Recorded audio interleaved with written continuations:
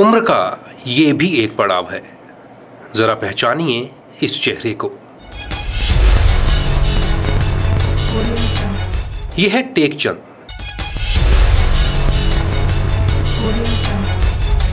आज टेकचंद 94 वर्ष के हैं, लेकिन आज भी टेकचंद की आवाज में वही जादू है, वही गूंज और वही तीखापन और वही अंदाज, वही सुर जो आज से 4 या 5 दशक पहले थे।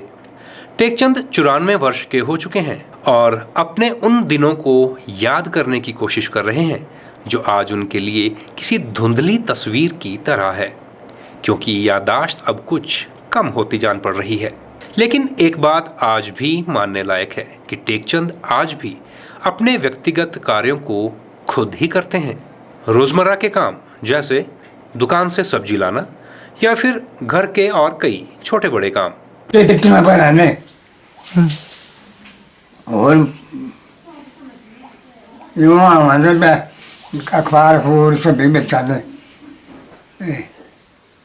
बस ये मुझे बहुत साल हो गए मैं में काम करता, मैं 40 तरह का मैं तो चल ही नहीं रहा मैं। वैसे वो पुराने दिन आपको याद आते हैं अपने? वो पुराने दिन याद आते हैं आपको अपने? हाँ याद आते हैं। किस तरीके से बेचते थे आप अखबार? थोड़ा सा बताएंगे। मंडी शहर में मतलब आवाज लगा लगा कर आप बेचते थे? आवाज लगाते थे। यह है हंसा कपूर, जो टेकचंद की भाभी हैं। हंसा कपूर अपने जेठ टेकचंद के व्यक्तित्व से बहुत प्रभावित है। हंसा को आज भी वो दिन याद आते हैं जब उनके जेठ यानी टेकचंद डोंडिया पिटाई यानी आवाजें लगाकर सिनेमा घर की पिक्चरों का प्रचार किया करते थे। इन्होंने काम है किया डोंडिया पिटाई। क्या होता है डोंडी? क्या होता है? डोंडी होती है, आवाजें देते हैं नहीं अब पिक्चरों के बारे में कि ये पिक्चर आई हुई है सिनेमा हॉल में, ऐसा हो रहा है कि देखने के लिए बाजार में जा जाके वो किया। फिर उसके बाद अखबारें बेची, ब्यास लिंक में काम किए। अखबारों के बारे में बताएंगे, किस तरह से अखबारें बेचते थे? ऐसे ही आवाजें डाल डाल के नहीं। अब वीर प्रताप आया, इसमें ऐसी खबरें आई, ऐसी हुई। शहर के बुद्धिजीवी आज भी उनकी डोंडी की कला के कायल हैं। उनका मानना है कि टेकचंद उस समय के एक जीवंत चलते फिरते समाचार पत्र थे। उन्हें उस समय सूचना तंत्र के मसीहा भी कहा जाता था। टेकचंद हर चीज की जानकारी को या फिर किसी समाचार के विश्लेषण को सटीक रूप से जनता के बीच पेश करते थे। लगभग 5 दशकों तक वे सूचना के केंद्र बने रहे। समाचारों की बात करें तो स्थानीय समाचार उन्हीं के माध्यम से लोगों तक पहुंचते थे। टेकचंद जी मंडी शहर के, जहाँ तक मुझे याद है, स्मरण है, वो एक जीवंत चलते फिरते समाचार पत्र थे, सूचना तंत्र के मसीहा थे। प्रत्येक नई वस्तु की जानकारी, ज्ञान की जानकारी, समाचार की जानकारी और उसका विश्लेषण इतने सटीक ढंग से करते थे कि बौद्धिक ज्ञान बढ़ता था। उनके ज्ञान को संप्रेषित करने की विधा ये थी कि वो उर्दू की शेर व शायरी, हिंदी की कविता, पहाड़ी गीतों से कुछ चुने हुए प्रसंग सुना करके उन सूचनाओं को एक भली भांति नियोजित प्रकार से पूरे जनवासियों के बीच में, पूरी जनता के आज बीच भी आप उनके कार्यों को याद करते हैं? हाँ, वो हम उनके कार्य का स्मरण करते हैं। वैसे वो हमारे संबंधी भी हैं, इसमें दो मत नहीं है। हम उनके कार्य, वो बड़े एक वैचारिक परिवार से थे, बड़े शिक्षित परिवार से थे और वही दायित्व उन्होंने लगभग 5 दशकों तक इस नगर में निभाया है। जब भी कोई बुनियादी किसी बात की करनी पड़ती थी, किसी आइडिया की, तो हर सामाजिक संस्था उसको एंगेज करती थी और वो उसको बड़े सुंदर ढंग से ऐसा लोगों में प्रेजेंट करता था कि लोग उनकी मीटिंगों में आया करते थे और लोग उस आइडिया को एक्सेप्ट किया करते थे। अखबार का पहले टाइटल वो लेगा, फिर उसमें से वो 2 बातें पकड़ेगा जो महत्वपूर्ण हो और लोगों की साइकोलॉजी को टच करती हो। कैसे कैसे बेचता था वो? तो उस तरह से बेचता था वो, दो बातों को ही बखानता हुआ चलता था और बोलता था ये लो जी तो फलानी अखबार फलानी Rohtang mail Rohtang mail Rohtang mail, इस तरह से चलता हुआ। तो आदमी उसकी बात सुन करके अखबार लेने के लिए पीछे हट करके भी प्रोत्साहित होता था और वो अखबार ले करके जाता था।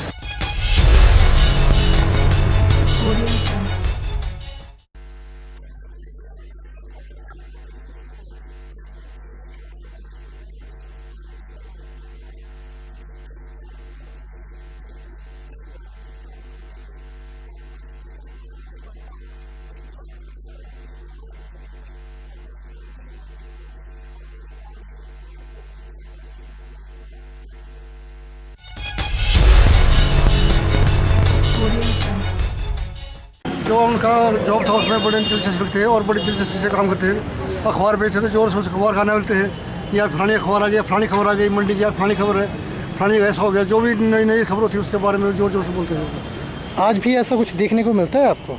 अब तो ऐसा कोई नहीं है उसे, अब कोई नहीं उस तरह का अखबार बेचने कोई नहीं है, कोई नहीं है। उर्दू का कोई शेर जो पॉपुलर प्रसिद्ध शेर या कविता की पंक्ति या पहाड़ी गीत की पंक्ति से उसको शुरुआत करके जो मूल समाचार था वो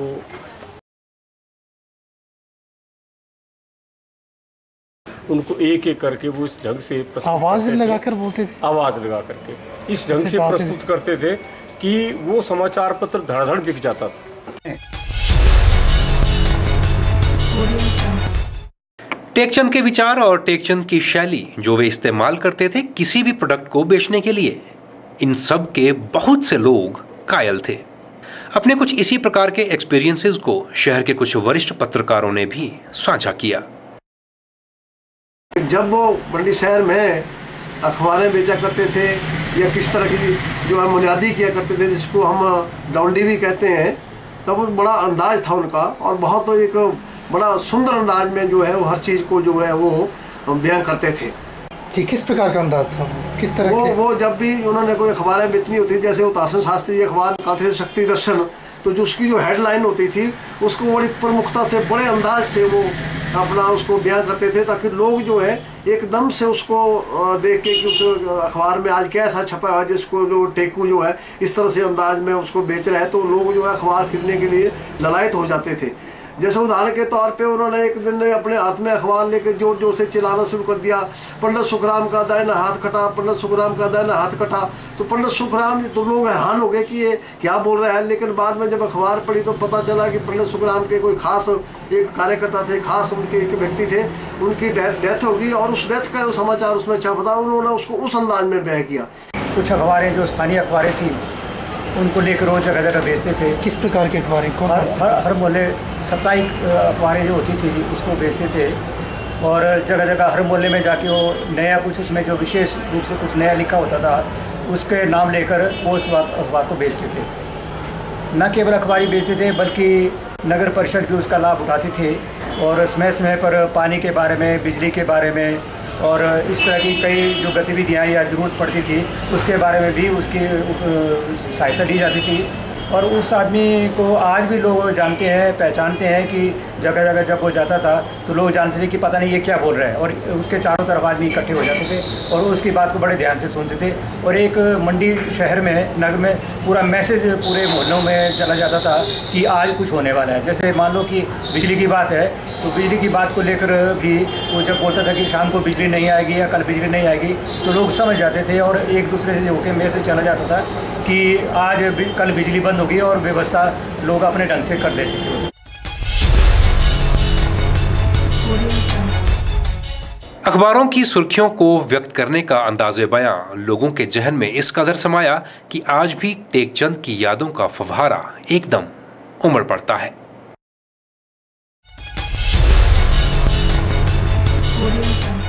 ऐसा तरह से बना के बताया है, लोग मस्त हो जाते हैं।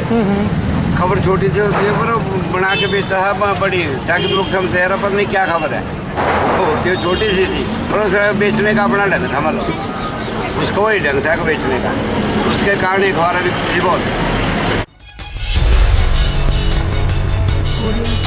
आज भी बहुत से लोग उनकी इसी कला के कायल हैं और उनकी दौंडी के अंदाज को याद करते हैं और उनकी दीर्घायु की कामना करते हैं।